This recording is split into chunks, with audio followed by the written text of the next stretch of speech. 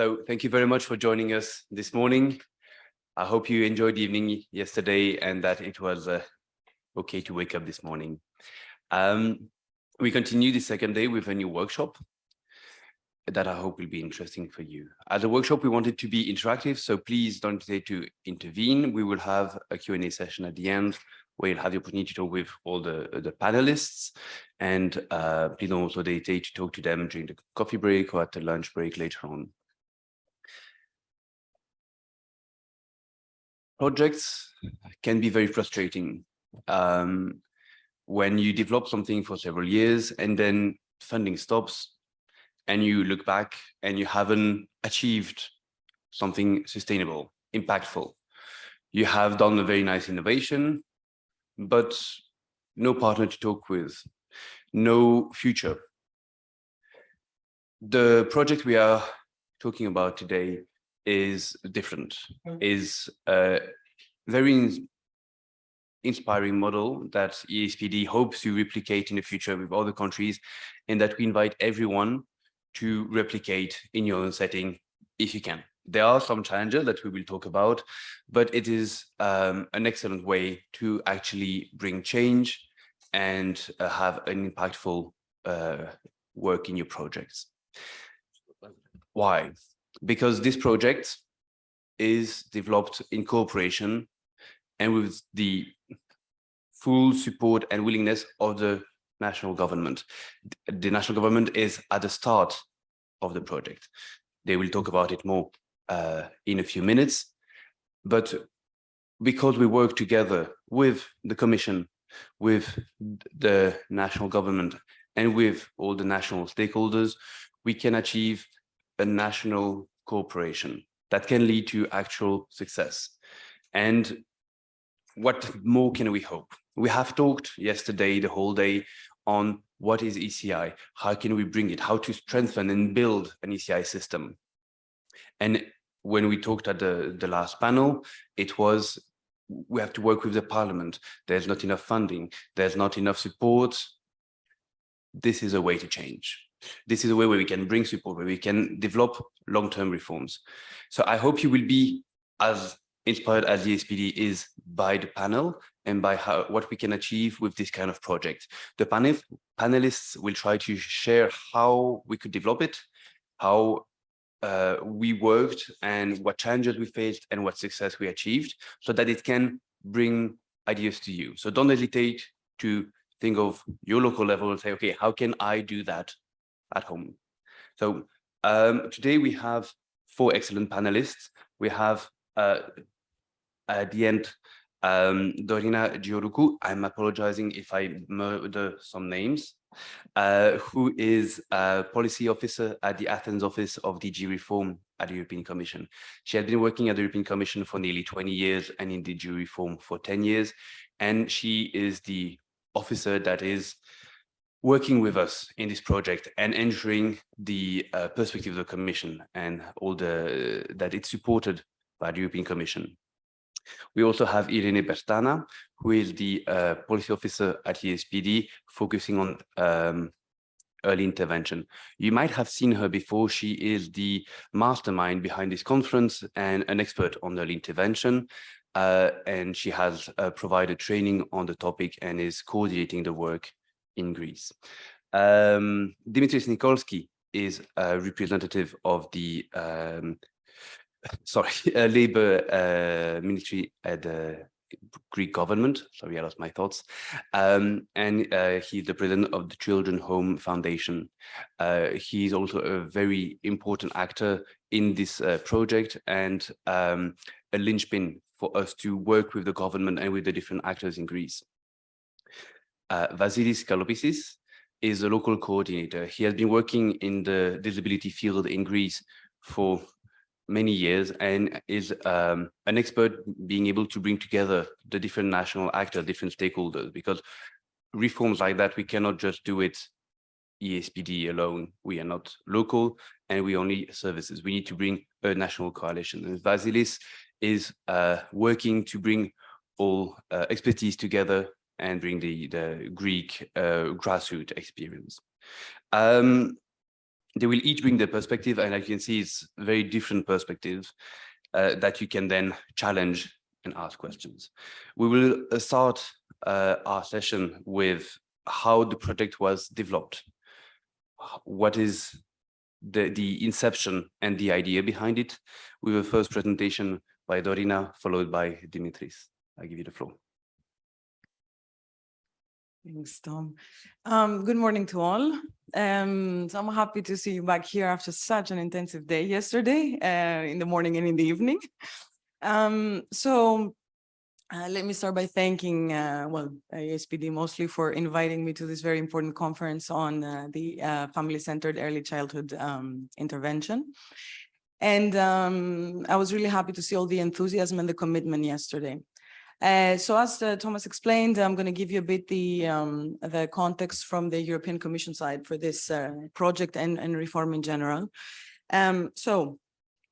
I will be speaking then about ECI from the lens of the cooperation that we've had in the past few years with the Greek Ministry of Labor and Social Affairs, and also EASPD.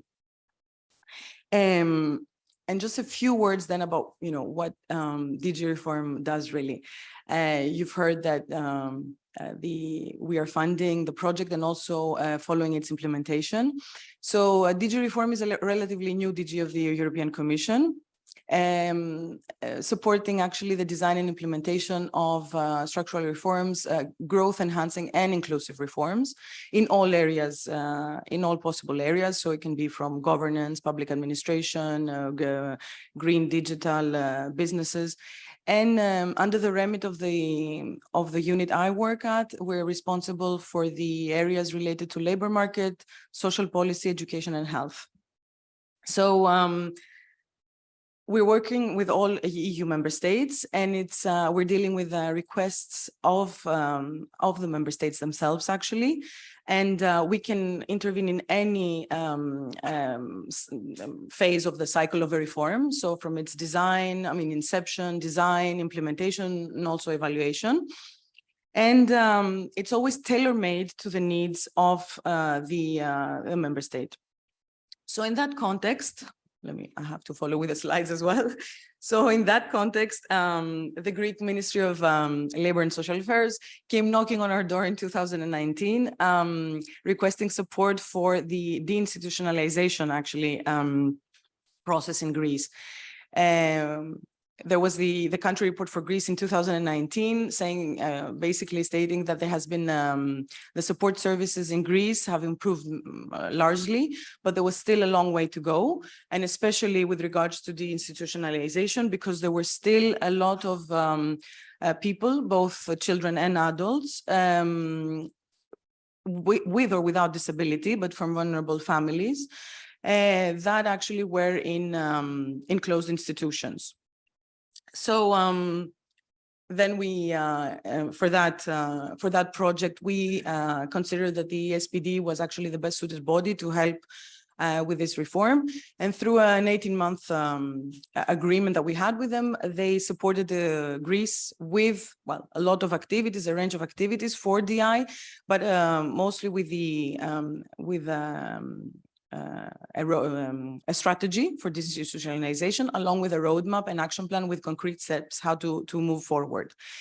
And so I don't need to tell you that one of the issues that was identified through this work was that, and it was included in the DI strategy, was that the development of early childhood intervention with a family-centered approach can be considered a preventative measure for to avoid institutionalization. And this is actually how the natural sequence was to have the ECI Project Greece. That's the short title that we use.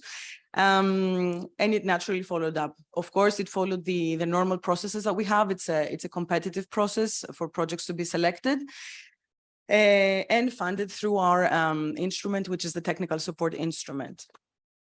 And this is a vital component within the wider aspiration of more effective inclusion of children with disabilities in society and their families through quality and adapted care and support. So this is fully in line with the policy context at EU level, you know, a Europe that you've heard often doesn't want to leave anyone behind. And specifically, as you see on the slide, I mean, it's reflected through various, you know, policy and strategic documents. So it's the European Pillar of Social Rights, and especially the pillars on early childhood education and care, inclusion of persons with disabilities and long-term care, and also the strategy for the rights of persons with disabilities that is, in a way, a roadmap up to 2030 in order to ensure the full participation of people with disabilities in society throughout life. And also, it is in line with the Council recommendation from 2021 on the on establishing a European Child Guarantee.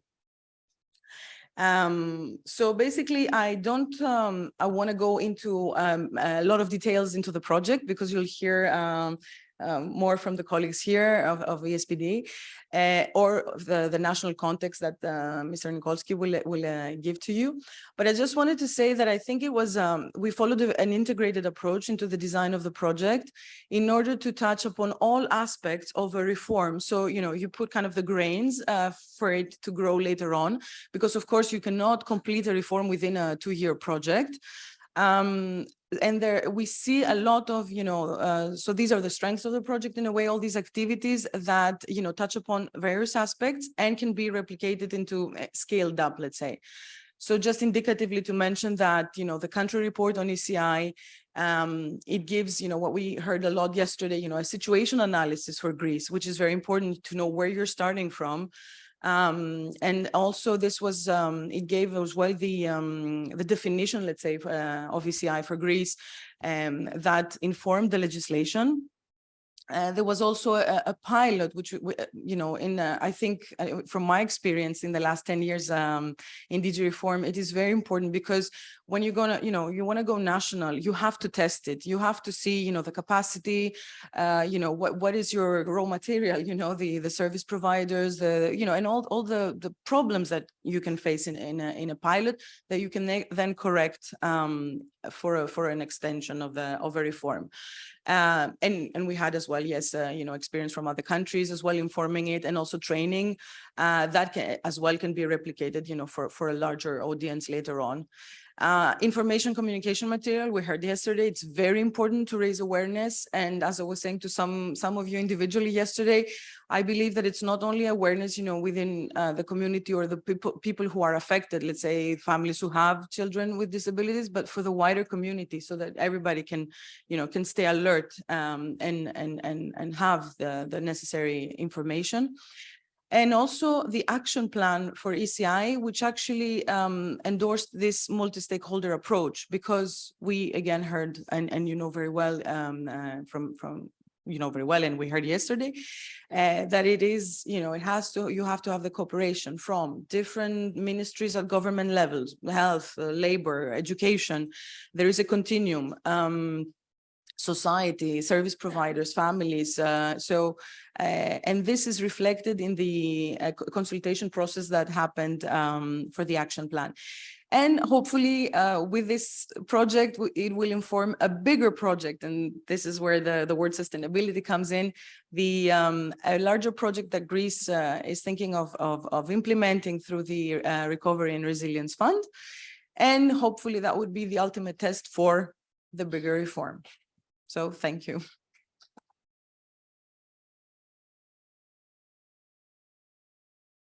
Thank you, Dorina.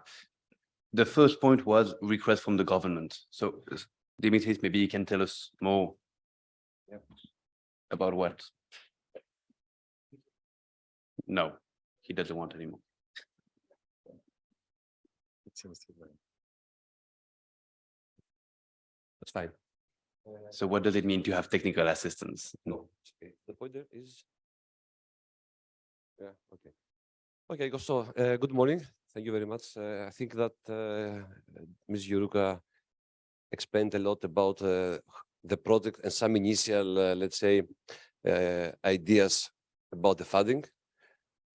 So before I start my presentation, first of all, I would like to thank the EASPD, the organizers, for allowing us to be here and to present the Greek case, the Greek, we hope, good example of a positive case of ECI and how we're thinking to develop it, how we're thinking to, of course, to design and then to develop this project in Greece. My presentation is about, hope 8-9 minutes maximum. Otherwise, please ring.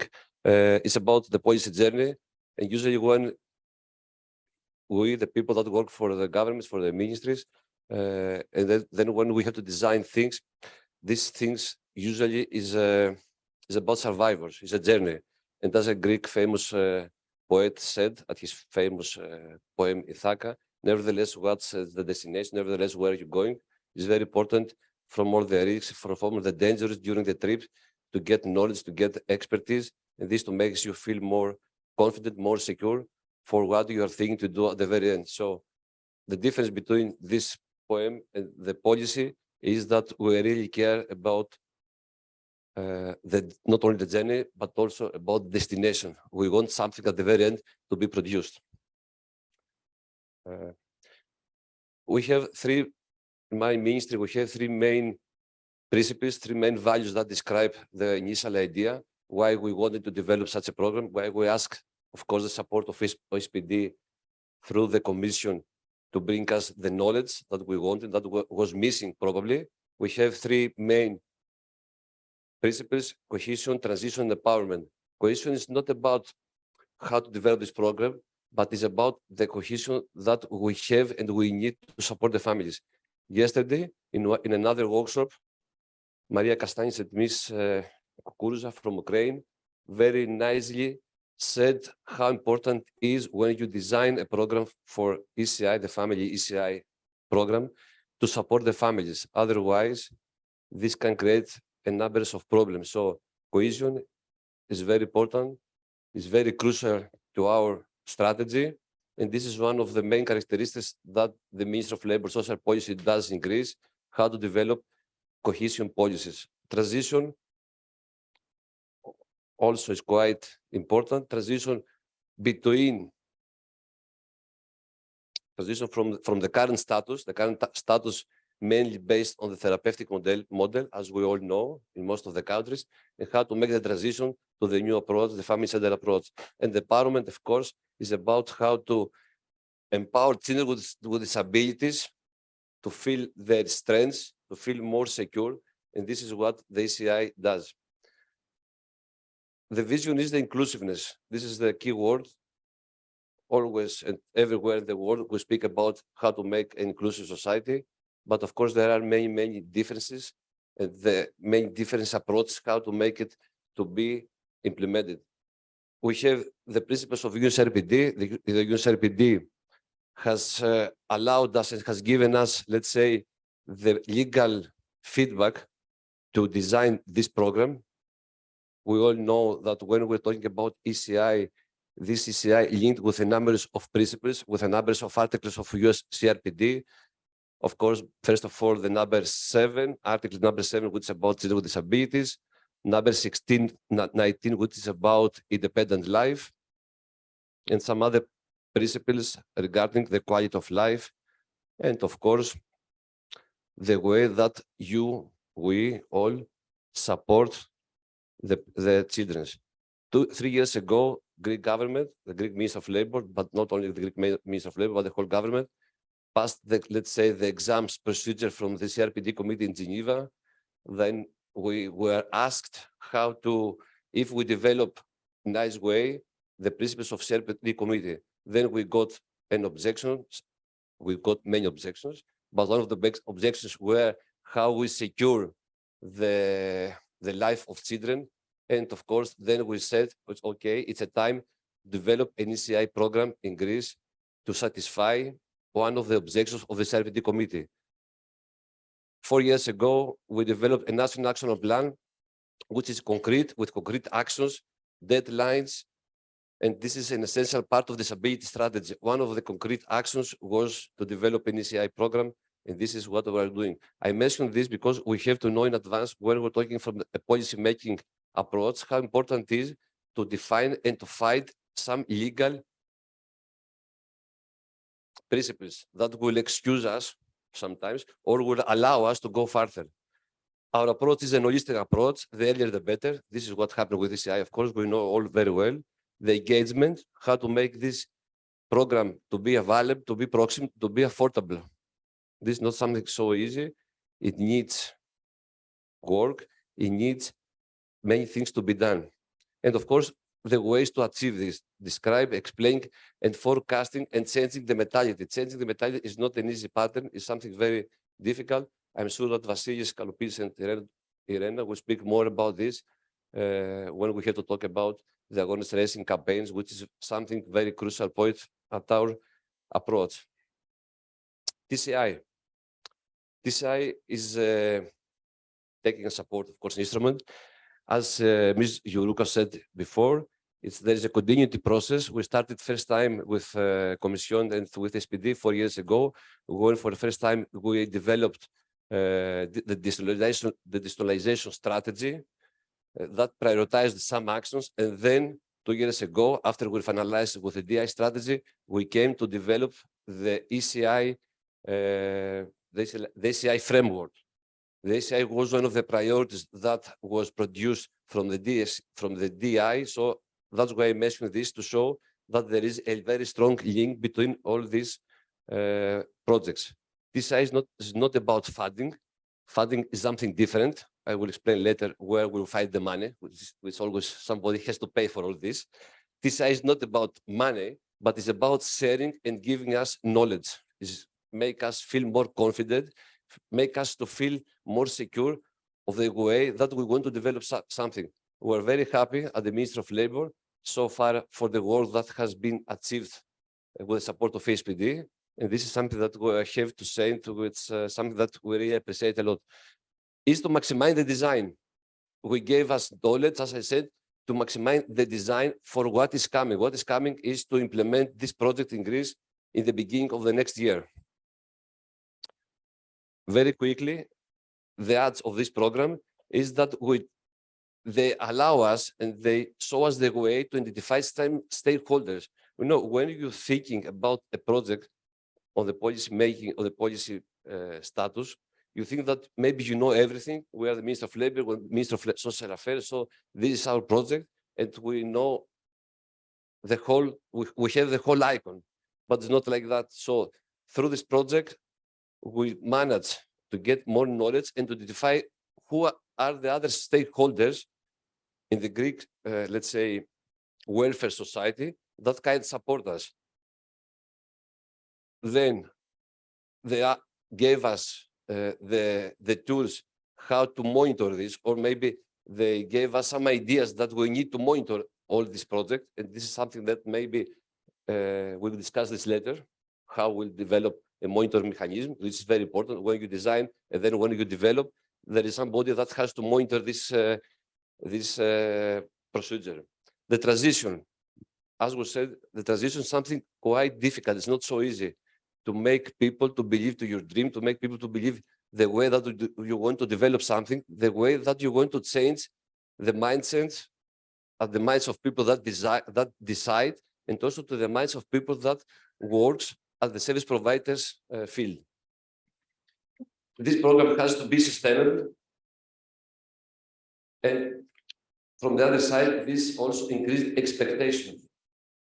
They made a lot of fuss. They made a lot of people in the, let's say, in the Greek public policy sector to believe for what is coming. And that what is coming is something very important for the Greek family. So they increased our expectations, and they increased also the expectations of service providers in Greece. And of course, they gave us information about mapping, about the whole icon in Greece. What is, yes, 2 minutes.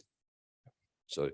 So the RRF is the real thing. The RRF is the Recovery and Resilience Funds. As Mr. Giouroukou said before, this is the money, this is the budget that we have allocated for developing this project. This project will be developed in Greece in the early of 2024 as a pilot base. We have a target group of 1,635 children, which is a very crucial, is a quite important number. It's not small, it's not big, but it's important for us. There is a total budget of 35 million euros.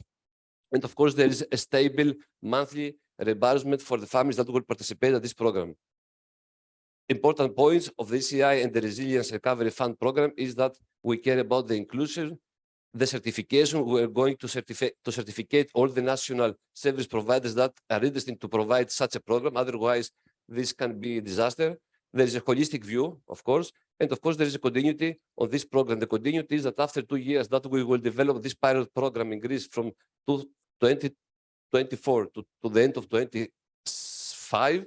Then there is another funding, of course, through the European Union funds, to go ahead and to develop this on a national-wide frame. The connections, because I was asked to talk about the connection between these 3 projects is that the I strategy was the first time that we got in let's say, we got very close with SPD as a Minister of Labor, and then the ECI is coming.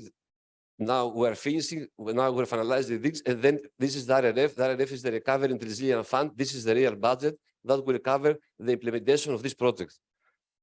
This is too much. I won't take this a lot. Yes, but let's close. It's about screening, detection, and of course intervention. Sometimes we forget this, and I'm talking from the side of Greece, let's say, which has a very good reputation on detection and screening methods, but also there is a gap, and we have to cover this. ECI is about life. ECI is about life. Nevertheless, what you think, nevertheless, what you believe. ECI is a project about to give hope and life to children and families. A few years ago, we were in ECI in Moldova. It was the first time that the SPD made such a conference for the first time talking about early childhood intervention. In one of my slides, I remember that I was saying that ECI is about keeping families being together. It's fact. ECI makes families to be together, makes families to be happy. Otherwise, you cannot have a family ECI approach, and ECI is for life. In Greece, we have just developed our new logo, a new motto for being together, bright future for all children, and thanks to SPD for the excellent work on the awareness and raising campaign status. So that's from very short and very fast way from the Greek Minister of Labor. But we're going to have a lot of time after for discussions. This is the main issue of this workshop, how to engage the audience. So thank you very much. And I hope that we can succeed more with the support of the 2 pillars, EASPD and for the Commission. Thanks a lot.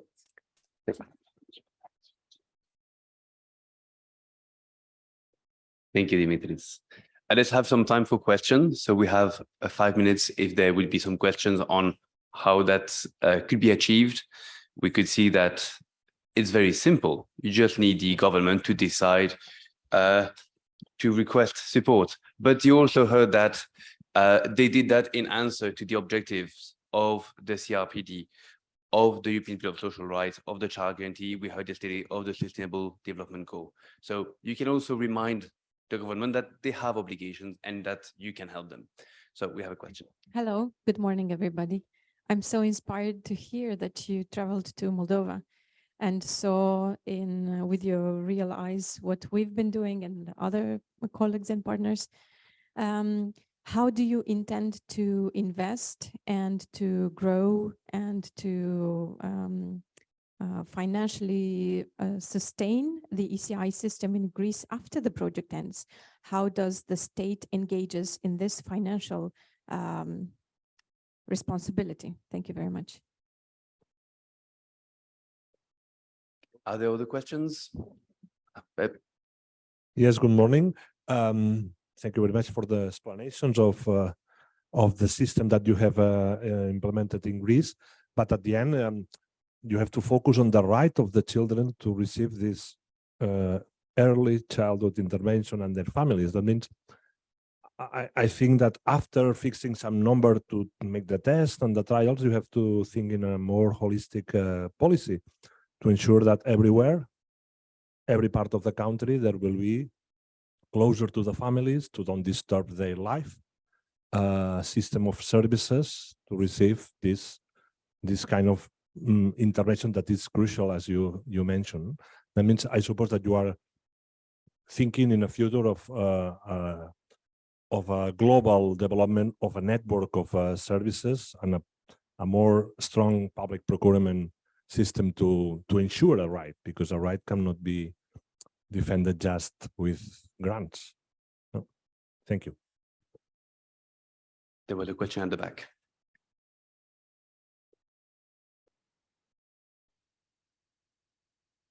Përshëndetje, jam Ali Plaka, kryetar shoqat parave të Belgjikit të Albanisë.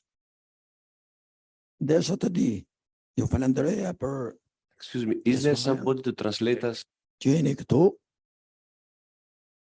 Këtu në Shqipëri nuk funksionon asnjë lloj gjëje. Të jenë nga këto që është folur. Fëmijët të janë shumë të diskriminuar.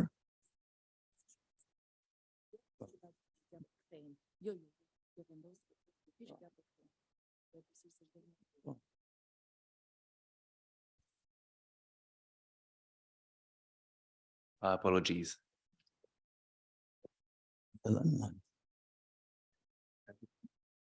Yeah, we're waiting for you. You can repeat. Përshëndetje. Ju falenderojmë për pjesëmarrjen që keni ardhur këtu në Albani.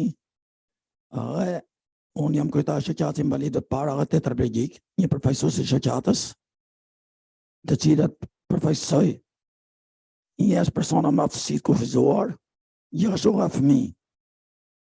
Këtu reale është që asnjë gjë nuk është bërë për këto fëmijë.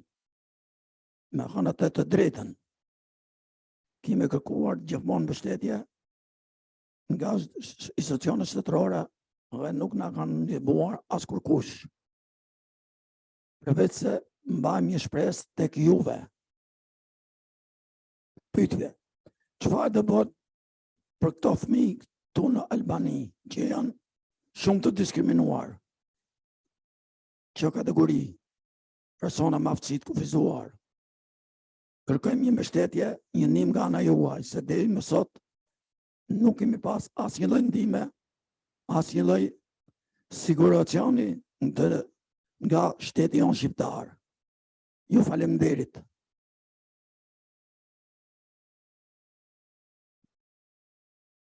Thank you very much. We will take no more questions. Sorry, we have limited time. We'll have other time for questions, but otherwise we still have two other panels to go through. So for the question on sustainability, Dimitris, maybe you want to take that one, or some? Yes. Thank you for your questions. So from our side, indeed, this issue of sustainability is crucial for all reforms, not only for the family-centered early childhood intervention, because there are a lot of EU funds channeled to EU member states for a lot of things, and not only for technical support. These are actually minimal, the amounts compared to other funds like the RRF, as you heard, or structural funds. And always the issue is we want to help, but somehow during the period when a country enjoys these funds, they have to set up a system nationally in order when the EU funding stops, that these are in place within the structures of the country, and also that they have national funding available for these reforms. We always, I mean, this is always recommended. Some of the projects we have, it's not necessarily. There has been an exercise in this project as well to have some kind of funding planning for the future, but of course it lies 100% within the country, to do its own, math, let's say, very roughly. Just also to say something, to add something more to the colleagues from Moldova. Yes, what we have so far, we know about the funding is that we have money from the Recovery Resilience Fund until the end of 2025, which is a big amount of money to cover the needs of this pilot project, which, as I told you, we hope that might cover the needs on the national weight basis. And afterwards, when this program will finalize, then we have secured money from another additional European Union funding mechanism to go ahead until the very end of 2028. Then it's okay. We can see the program how will continue. We hopefully this program will go in with the national-wide budget, but it's quite early to say how we'll go after the, let's say, the pilot phase and the second phase. But in any way, we feel that yes, we have the budget that will cover the needs of this project. So as about your question, Pep, Yeah, well, when we design a program, there are some, of course, milestones and, of course, some, let's say, opportunities and some challenges. And, of course, there are many potential negatives you might face on the implementation phase. We feel that maybe when we're trying to cover on a nationwide the maximum of the families, we might feel that might also find difficulties from the perspective of the service providers who should develop and should provide this service on nationwide coverage. This is not an easy task. This is one of, let's say, I will say my personal fears, to fight, enough people, enough professionals, enough service providers, NGOs, from either from association perspective or from the non-profit organizations, how to develop this program. The initial will from the Ministry of Labor is that this program can be implemented from, let's say, the non-profit, the classic NGOs perspective. In case that might make us feel not so secure to cover the milestone of this number of families, we'll see how we'll go forward on the next stage. Yeah. Thank you. Regarding the guy from Albania, he said something. Yes, I'm going to give you the floor. Yeah, very quickly. Of course, on the last question, thanks, Timothy. On Albania, just to say from the European Commission side, I have personally noted, because I've heard the discussions yesterday and today, that there is a need in Albania. On the other hand, we cannot work. Our funds and the legal framework for our funds do not cover non-EU member states.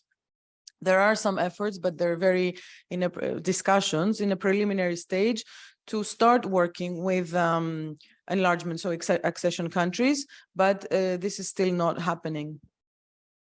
Just to say that, your question reminds what we do in Greece and what we heard everywhere in the world. My country doesn't do a lot for children, for adults with disabilities, and we need more. This is everywhere the same. Of course, there are different status and different perspectives and different, let's say, hopes about what you are facing and what you are hoping. If I when I'm going to Greece, when we're in Greece and talking about this project and other projects, there are people that start saying we're not satisfied with what the state does for persons with disabilities, which might be true, which might be not so true. In any case, luckily for you and for us, we're good neighbors, very close to each other. So somehow we hope that we might find some ways to coordinate and to, let's say, to exchange some good practices. And I have to say that when we started thinking about this project, let's say we based this on an idea, but also, let's say, we were jealous of some other countries. This is what we're doing. You are taking the good practices, the good case, to make this case to be reliable for your own. Thank you. Sorry, we have to move forward. We still have other discussions to be had, but there will be more opportunities for questions. We will go now to Irene to talk about the project content and how what was developed and how. Thank you, Irene. Just to exploit all the possibilities, I give the presentation from here. So yeah, it's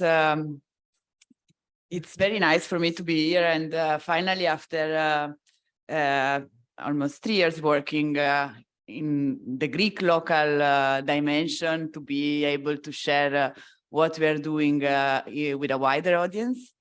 So I will talk to you about the contents and all the building blocks of the ECI Greece project. I don't have the clicker though.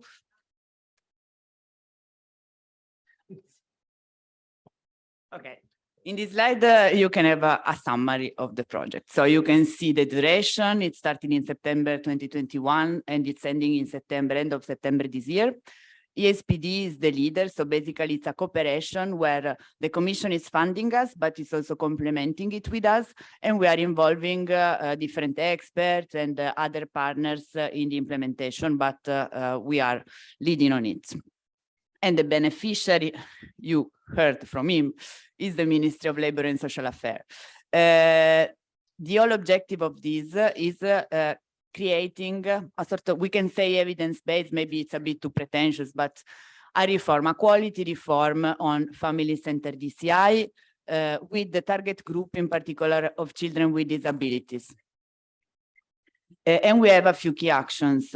So the first action, also in terms of time, was to develop a training for service providers, then to pilot this training and family center methodologies in a selected number of service providers. Then the awareness raising part that has the objective of creating what we call the Greek Agora on ECI. So a group of torchbearers, of stakeholders, individuals, families, professionals committed and understanding what is family-centered ECI and bringing it to the local level, because of course the Commission and us are external actors. The success of the reform depends really on the people in the country. And then a country report, actually, in terms of time, the country report happened more or less in parallel with the pilots. So a study of the situation of ECI in Greece. And all these elements were different elements needed to build an action plan for ECI in Greece. We got inspiration from previous experience of EASPD with the ECI Agora project that team didn't say, but was coordinating. It was done in cooperation with Ghilain, which is a key actor on early intervention in Europe. So we tried to replicate this successful model to the context of Greece. And the first action, as mentioned, is a training for service providers that we developed. So it's based on the guide that you can see in the image, which is a reference point developed in Portugal about the Portuguese system and the practical implementation of family-centered DCI in the level of a service. And you can see there the structure of the training we developed.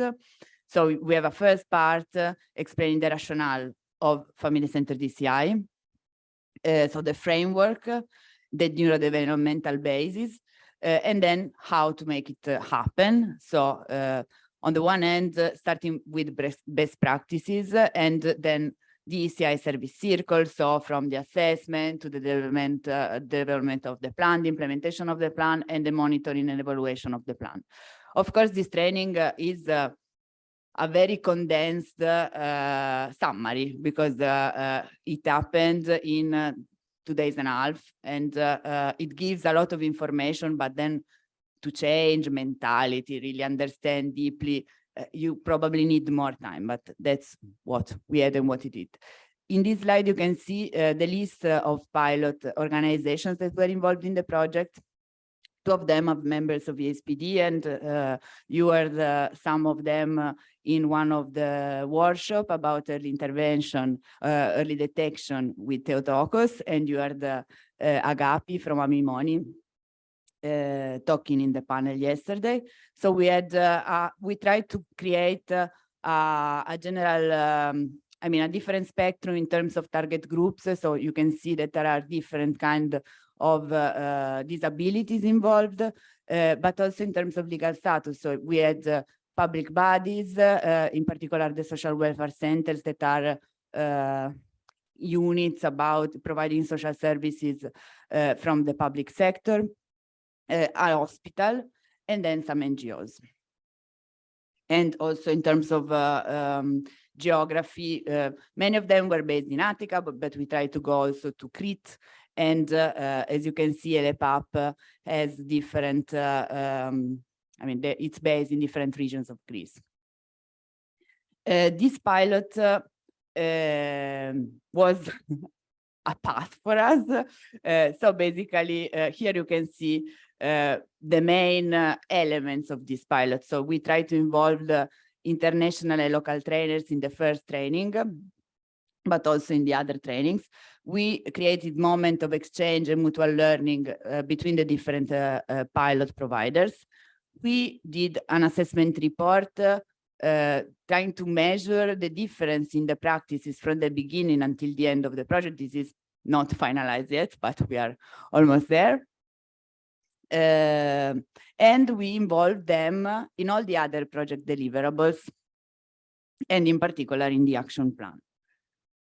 Here, I won't go into the detail, but just to give you a bit a visual explanation of the path. So basically, we had at the beginning the first train the trainer, then they had internal trainings in their organizations, And then we follow up with monthly trainings about some key elements of ECI service provisions, where sometimes they were combined with study visits in local, I mean, in the services involved, where they could also assess the state of play of the chain. And then the other key action is about the country report. So it's similar to the situation analysis developed by UNICEF, but done, I must say, with a number of resources and people involved more limited, but we try to do our best anyway. You can see the objective here. So it's about analyzing the system in Greece, change the conceptual framework of ECI in Greece, and identify opportunity and inform policies. 2 minutes. Okay. Yeah, okay. So this is the structure. These are the 4 chapters.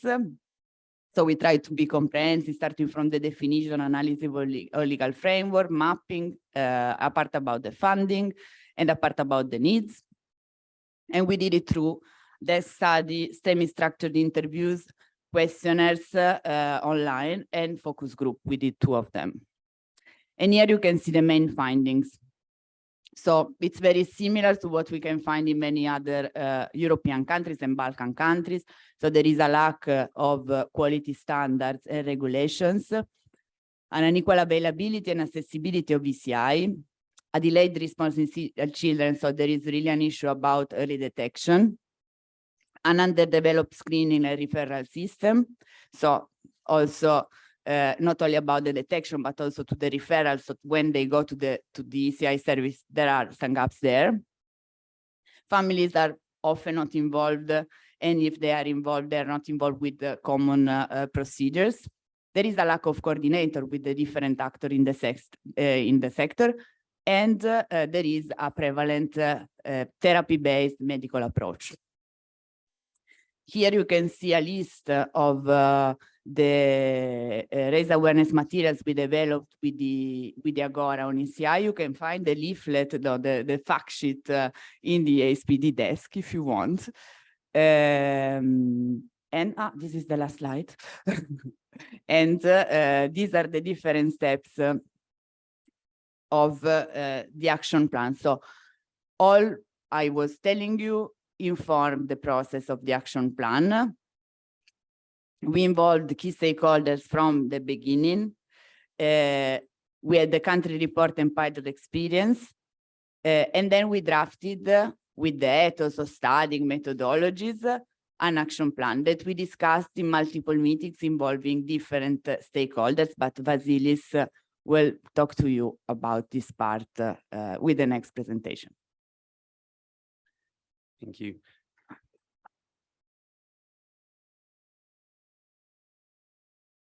Talking of the action plan, let's immediately go to Vasilis to talk us through what is going on. And you have the clicker. Good morning from my side as well. It's very nice to be here in this very interesting conference, and thank you for coming. I will talk about the action plan, which is let's say the key deliverable of the ECI project.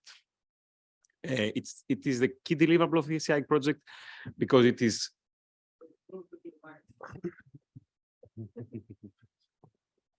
yeah. Thank you. So yes, it is a key deliverable of the ECI project because it is based on all the work that has been done throughout these years. It reflects its main points, and actually this action plan aims to become a bridge that will connect the work that has been done until now with the future.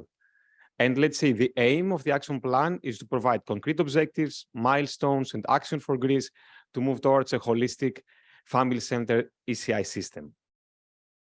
So I will begin with to describe a bit the process. Irene already talked about that. I will talk a bit more in detail.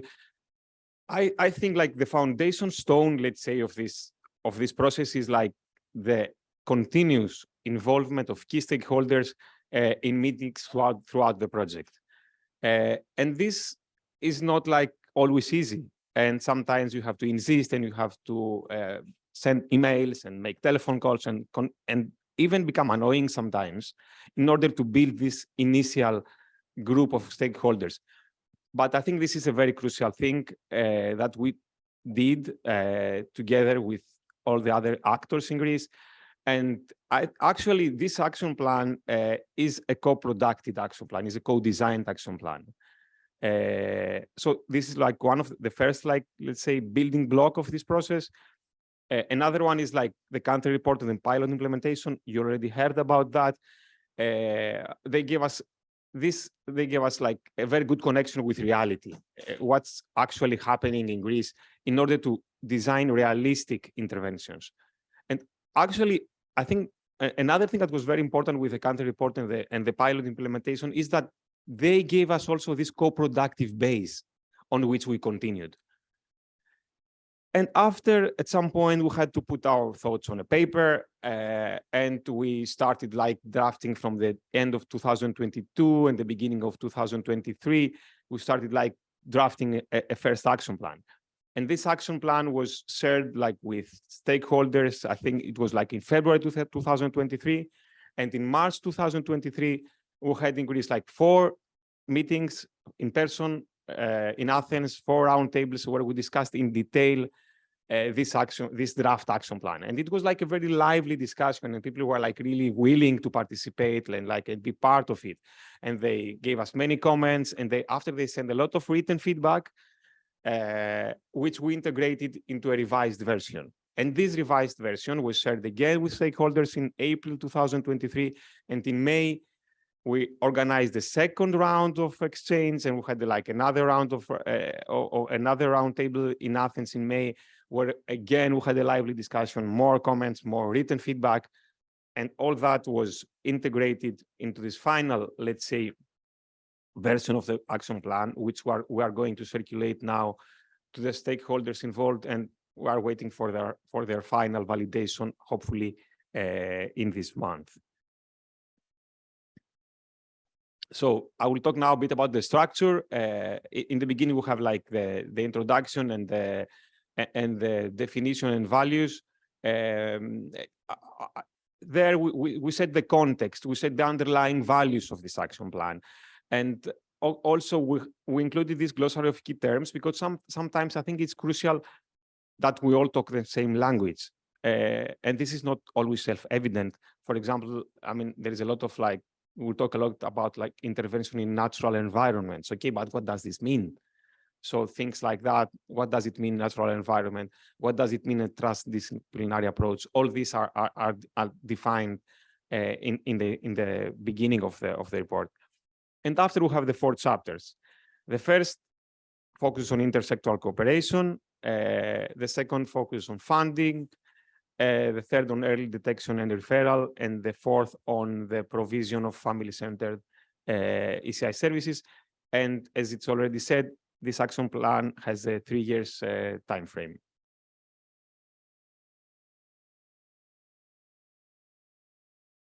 So I will start with the first chapter, which focuses on intersectoral and interministerial cooperation. I mean, you know, we have already heard that international research and our research says that ECI needs coordination among like the different sectors involved, like the health sector, the educational sector, the social welfare sector, but that's not the case in Greece. And I suppose it's not in other countries as well. So, I mean, because we have a fragmented system, and like the main action, let's say,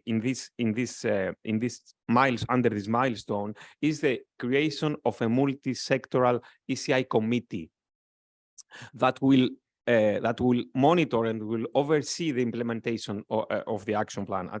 And this is something that came out through the roundtables. And there were actually many key stakeholders that they expressed their commitment to be part of this committee. And I think that was like, I think that's like a safeguard for the future somehow as well.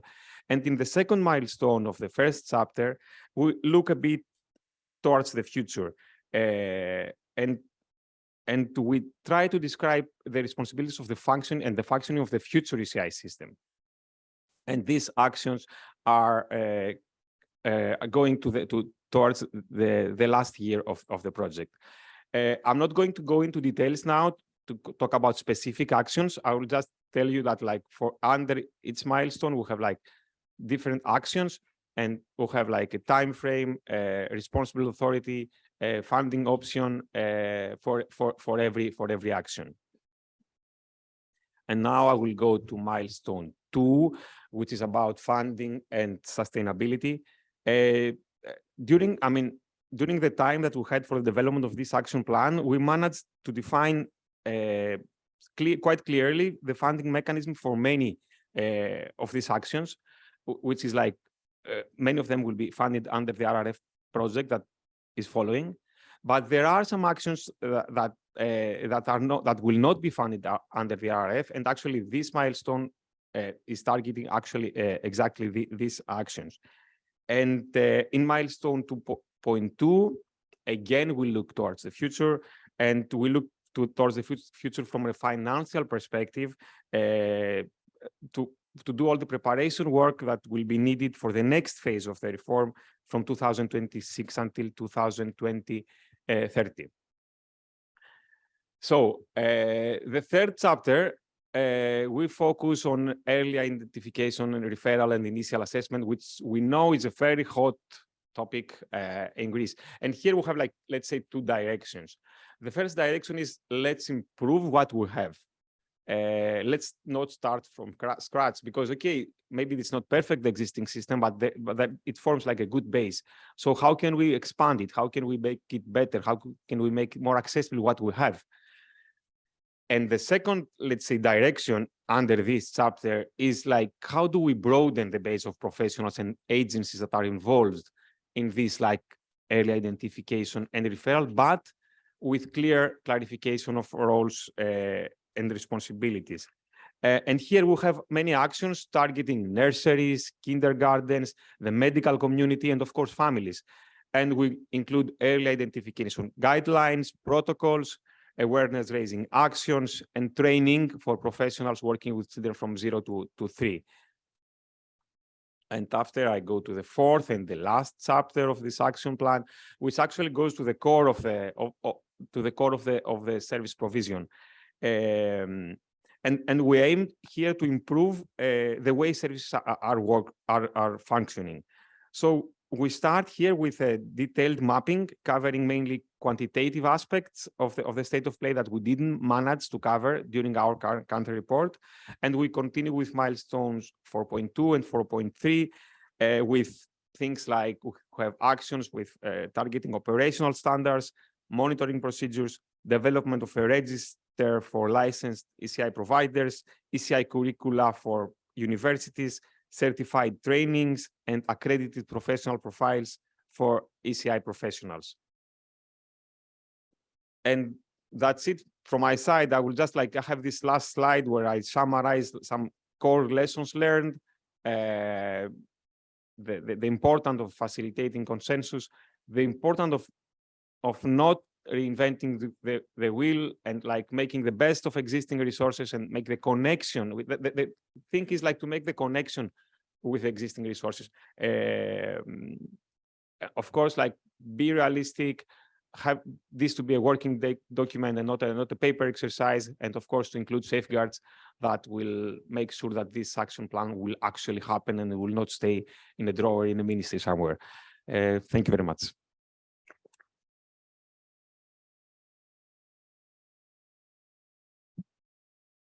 Thank you very much, Vasilis. We now have maybe an open conversation. So I have some questions, but I'm sure you also have some, and I know that you had a question I will be able to go back to. But maybe briefly, Dimitris, how did the cooperation go to make this project a reality with your colleagues in the government? We heard about these objectives. How this happened? What conversation needed to happen?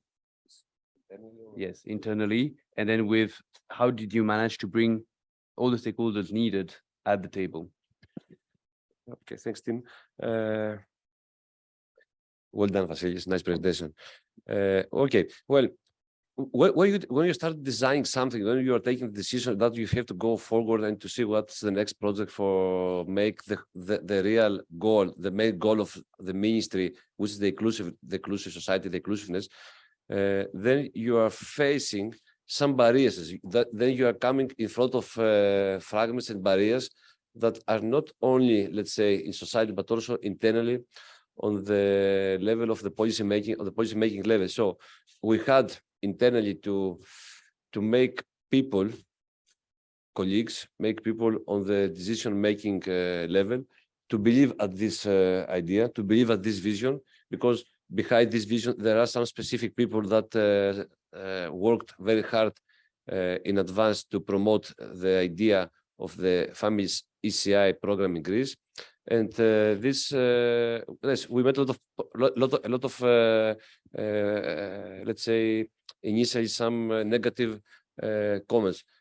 But in the meanwhile, after we became working with SPD, after we became working this project, then there was, let's say, an internally change on the mindset, which is also very important, because most of the times we were saying and we were talking about how to change the mindset in the rest of the society, in the rest, let's say, of the people that work on the service providers field. But sometimes we forget, let's say, to change they think inside the policy level. Apart this, of course, we had to deal with stakeholders.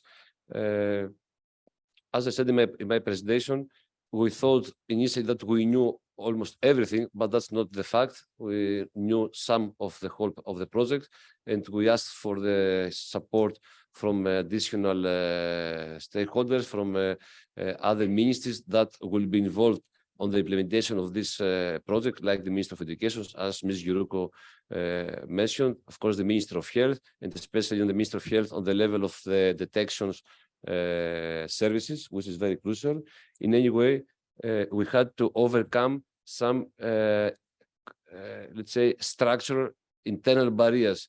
It's not an easy way process, not an easy way, let's say, project that goes without internal problematic.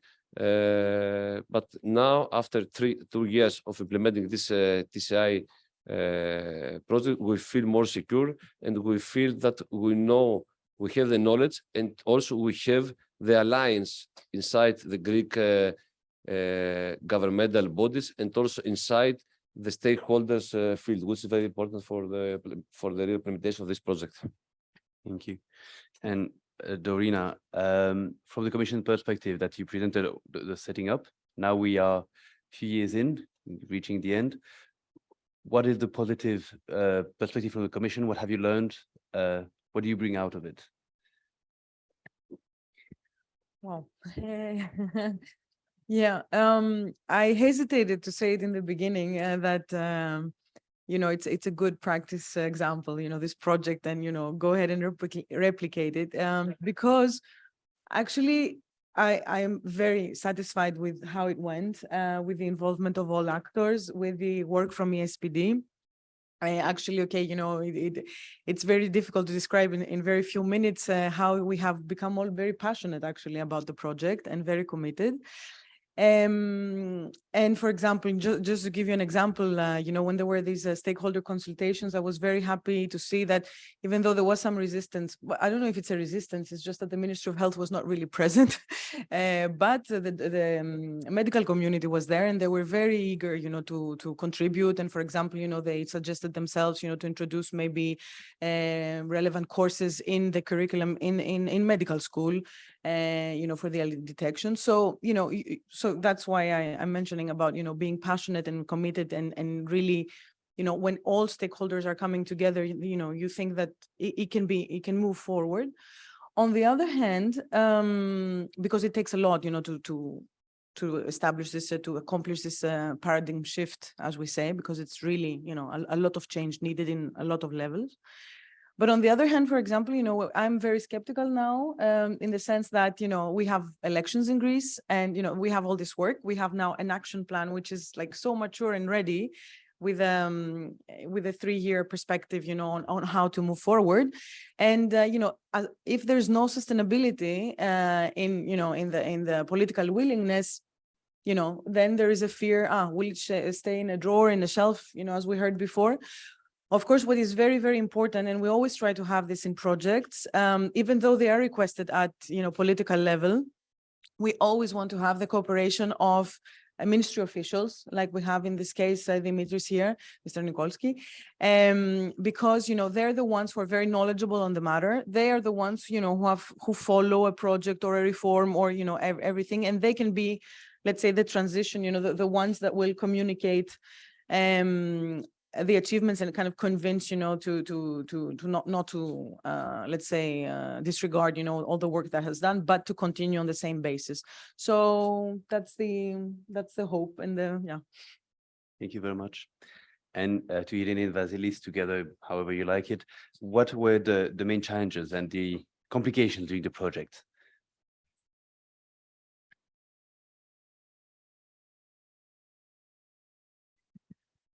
I think that we had a very ambitious goal to be realized in a relatively short amount of time. So that was for sure a challenge. I think that to do proper co-production, you need to calculate the time for this to happen, the change in mentality, etc. And we had a lot of deadlines to meet. And a lot of parallel actions to develop. So in terms of one challenge was our mental health and survival. I think that we have been very committed and we try to do things because we cared. So for example, one action that could have been potentially secondary, so the development of a database for the newsletter about the stakeholders, I mean the awareness raising activities. We took a lot of time to think, okay, who should we involve? And we created a database of, I don't know, 1,000 contacts, something like this, because, well, we were extensive. And so now when we are sharing results, we know that we are reaching out to a big audience. But then, of course, I mean, to go deep and to go good, time is needed and a lot of resources are needed. So I think that, the general, the scale between the time objectives and people involved was a bit against us. And then, of course, I mean, the challenge has been, as Vasilis was mentioning, to have the people, be sure that the people would participate when we were calling them for consultations. In particular, the interministerial cooperation was not a tradition in Greece. So we can say that it was a great result to have people understanding and committed around the same table, but it took a long time. And sometimes I thought, okay, maybe we should have been more vocal in insisting from the very beginning, although we were doing something that was not so much foreseen, because normally in the project, we had to involve the people in the last phase and we started before. So yeah, there are these details. And then another challenge was that we had a methodology set with the Agora project, but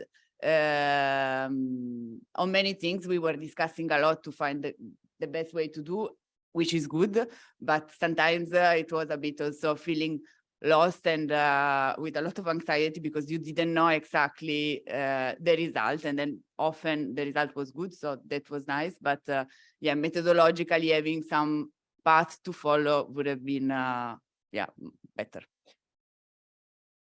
Yes, I share Irene's feelings, and I just wanted to add, I think it was a challenge for us also to accept the limitations of our we started with quite maximalist aspirations, that we will create an action plan that will transform the way early childhood support is provided in Greece. But after all the consultation and after all this co-productive thing, I mean, we managed to make this a bit more pragmatic, a bit more realistic, and we managed to accept that we will change the things that we can actually change, and we will describe in this action plan the things that we believe that can be done in the next 3 years.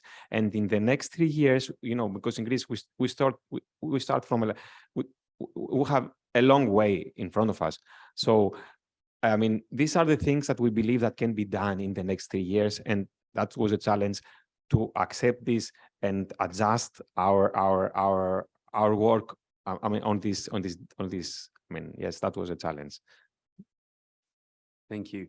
I will open the question to the group, and there was a question from front left.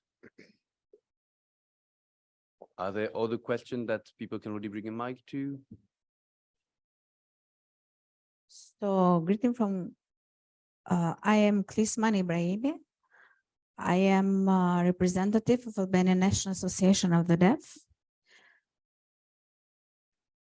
I'm really interested to know about how is the situation for early intervention process regarding deaf children.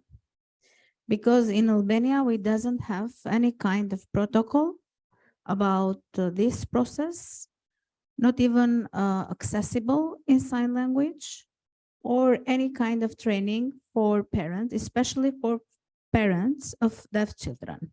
And this is a new experience that we are really worried how this process is going to, when it's going to be happened in Albania. And in your opinion, is it possible for Albania to be part of all this process in your future projects? And the most important thing is that all this process needs to be accessible in sign language, even the protocol, because it doesn't exist at all in Albania. Thank you. Another question we can take. I will then let someone answer while you can think about it.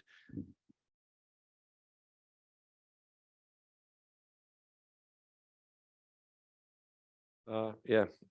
Well, one of the traps that we have to avoid generally is not to duplicate the discrimination inside the disability field.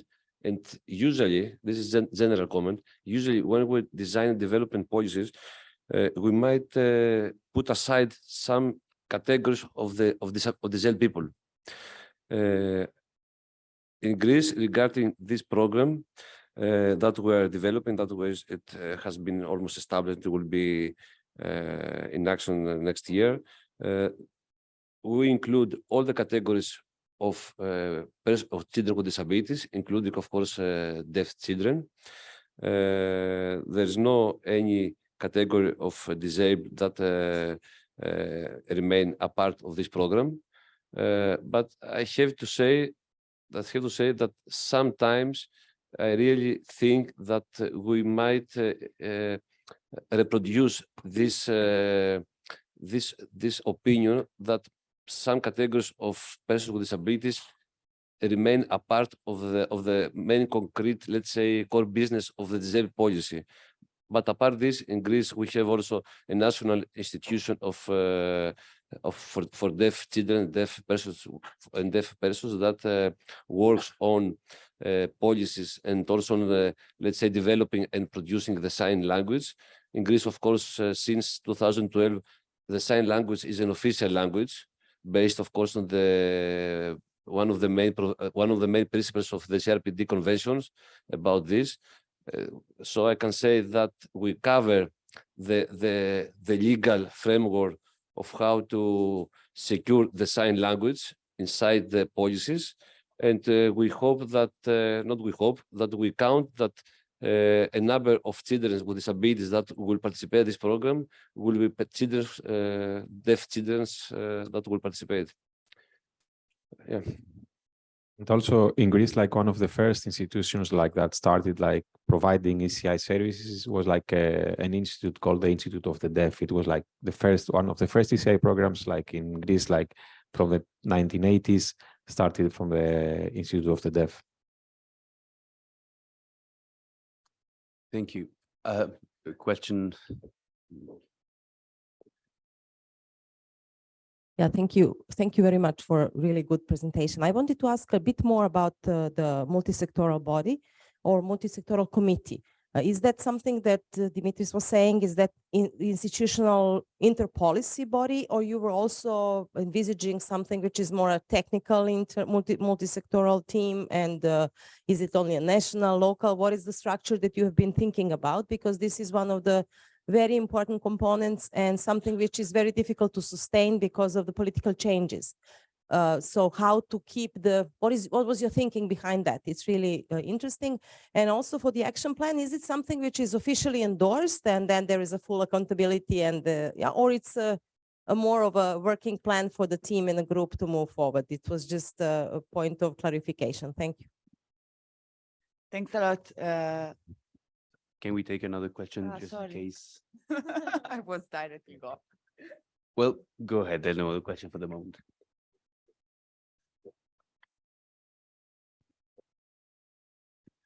Just to add to Yelena's question, I think that member states are in such a great advantage in terms of, situation of non-member states, because you can use European funds, because we see that the reforms of ECI are happening in non-member states based on the budgetary resources. So all of these countries are forced to basically start with the legal changes from the onset. Oh, I'm sorry.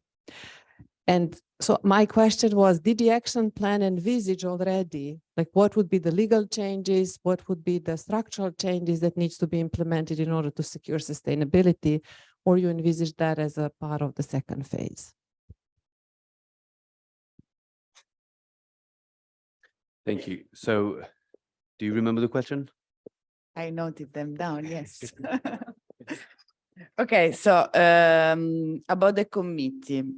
The committee is something that often, it was also, for example, part of the recommendation that we had in our position paper. It's something that for the action plans, in particular for the nature of ECI, which is intersectoral, and is it not only about different ministries, but also professional, civil society, child right representatives, etc., to be, I mean, they're all involved. So it's something that it's a sort of a guarantee for the quality of the implementation. So basically, this committee was something we thought from the beginning. Actually, it's coming also from historically, we wanted to establish a committee also for the monitoring and evaluation of the DI strategy in Greece. We had less success with that. Yes, we tried to push, but not there yet. The committee is thus a body that, according to our recommendation in the action plan, would be coordinated by the Ministry of Labour and Social Affairs and include a more technical and a more political part. So where you have people involved according to their experience and personal role, and some representatives of the most important bodies. In terms of the mandate is monitoring the implementation.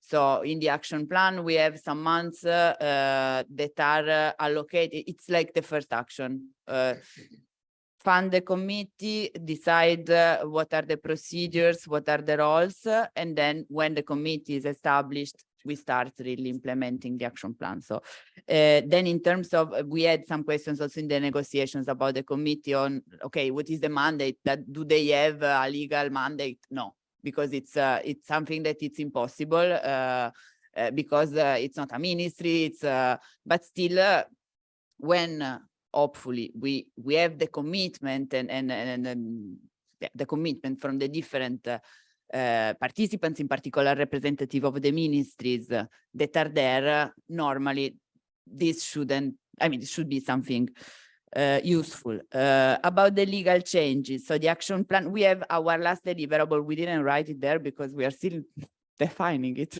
but the last deliverable of the project was a legal framework about ECI. Due to the fact that we have a sort of overlapping between the RRF project and the ECI project, and there was already a protocol for the implementation of this pilot that defined ECI, defined party eligibility criteria, etc. We thought, okay, what is the most relevant thing? We don't know yet. So it could be the legal establishment of the committee. It could be the endorsement of the action plan and the commitment of the different ministries to take it in practice. But since we also have a change in the government, this will be probably discussed along the summer. But what we want is to leave something that, yes, is set in stone and goes on.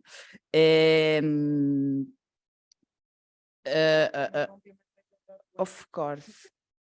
I give you a minute to think about the rest. No, just to say, just to compliment on this issue about, having it endorsed, actually, the action plan. It is very important. And, because we believe that the ownership has to be with the authorities. So they need to feel, empowered to have it and to follow it and implement it. We are lucky that at this stage, the project is still ongoing and it ends in September. So we will rush. That was the, after internal discussions, we will rush that as soon as we have a new government to see with them, what is the best, as Irene mentioned, what is the best way to have it officially endorsed? I don't know, with through legislation or in some other form, but indeed, with a commitment and, because we always know that they need some kind of the ownership means, they have to put their personal touch.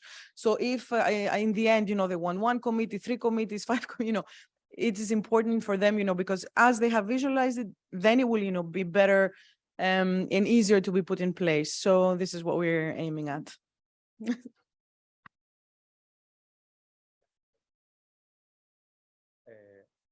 Okay, about the second question. Actually, what we are suggesting here in this action plan is that like this action plan coincides in time more or less with the development of the following RRF funded ECI pilot program. So what we're suggesting like towards the end of this plan to prepare the next phase. And in order to prepare the next phase, we are suggesting 2 things. First, we are suggesting a new round of consultation with families who have experienced this ECI program running for 2 years. So we have a second round of consultation with these families that experience the program and they experience the good things and the bad things and what worked well and what didn't work well. And after that, with these results and with the results of the implementation in general, the suggestion is to develop a new action plan from 2026 until 2030 that will target, let's say, the national rollout of the project. So that's my answer to your question. And that's actually this, when we managed to distinguish this in our mind, it made our life better for this action plan. That's what we're doing for now, and we're building a bridge for the next phase. And that's the actions are targeting the now and the bridge. That's made our life a bit easier, I think. Okay, before Tim say the closing. No. Okay, just to say, Dimitris. So thank you. I hope that the project we presented was interesting for you. In order for you to have, in a nutshell, an idea for the future, I will ask each panelist in 1 sentence a recommendation for future applicants. What do you take away from the project? What should you do to bring it back home in 1 sentence? Dimitris, you can start. okay, anyway, just to say that that's in 2 sentences that, the action plan has some concrete actions. These actions already happen in Greece. Of course, some of these actions will be developed in the future in order to develop this ECI project in Greece. The action plan is not something that's coming from the scratch. It includes policies that are already running in the whole policy level regarding the supplementary and additional services for persons with disabilities, especially for children. No. So the last comment is about what is you can bring after this One recommendation for the Yeah. participants. Well, the recommendation is to save free with the experts, to save free to get in contact with the experts that have the knowledge to make you feel, let's say, more confident for your projects. And I'm talking from the perspective of a ministerial, someone who works for the ministry. We have a lot of internal barriers, but we have all to save free and save secure with the expertise to make us more, let's say, confident of what we want to design, of what we want to develop. That's why we work very closely with all these European institutions, including, of course, EASPD, and of course, with the funding support of the Commission. Thank you. Dorina? I think someone mentioned before that, you don't start from scratch and build on your strengths. So I would say really, use whatever you have, the assets, and build on the strengths, because in the case of Greece, as this is something that I didn't mention before, and I really want to mention it, is that because I didn't know it, that there are service providers actually on the ground that are already doing the work. And as we heard from Amimoni yesterday, Theotokos and other foundations, they're doing it. It's just that they don't have the legal framework or the funding for it. So, it's a struggle for them. So, use whatever you have and build on that. Thank you. Vasilis? Yes, if I have one recommendation for people who will try to do it at home, is don't hesitate to become annoying in order to build this initial group of engaged stakeholders to facilitate consensus. Yes, it's our job. It's okay. Excellent recommendation. And Irene, can you close the panel? Yes. So I have two. One is study as much as you can the situation that you have, and the second is pay attention to the methodology when you plan the action. It's not so much the what; it's a lot about the how, and co-production and really involving the resources that you have on the ground is, I think, the way to go. Thank you very much. Thank you all for your participation and your attention. I invite you to join me in thanking all the panelists for the presentation and the answers. Thank you.